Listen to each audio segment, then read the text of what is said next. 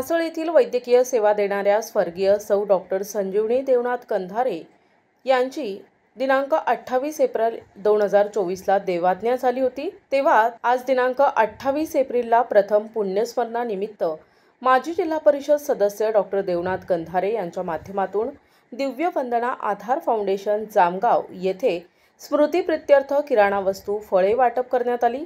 दरम्यान दिव्य वंदना आधार फाउंडेशन येथे स्वर्गीय डॉक्टर संजीवनी कंधारे यांना श्रद्धांजली अर्पण करण्यात आली। या प्रसंगी आशिफ शेख म्हणाले की म्हासळ सारख्या ग्रामीण भागात डॉक्टर संजीवनी कंधारे यांनी गोरगरीब जनतेची वैद्यकीय सेवा करत असताना त्या गावातील नागरिक किंवा रुग्णांसोबत मन मिळावू शांत असा स्वभाव होता। परंतु मृत्यू अटळ असल्यामुळे त्यांचे कॅन्सर आजाराने त्या काळाच्या पडद्याआड झाल्या। तेव्हा ईश्वर अल्लाह त्यांच्या आत्म्यास सुख शांती सतत राहील असा विश्वास व्यक्त केला। तसेच दिव्य वंदना आधार फाउंडेशन आणि मराठा लाईफ फाउंडेशनमध्ये रोडवरील बेघर, बेवारस, भिक्षेकरी, निराधार, अनाथ, मनोरुग्ण, पुनर्वसन आणि वृद्धाश्रमाच्या कार्याची प्रशंसा केली। यावेळी रामदास हेमके, किशोर येरमे, संदीप गंधारे, कैलास नन्नवरे आणि फाउंडेशनच्या श्रीमती पसारकर ताई उपस्थित होत्या।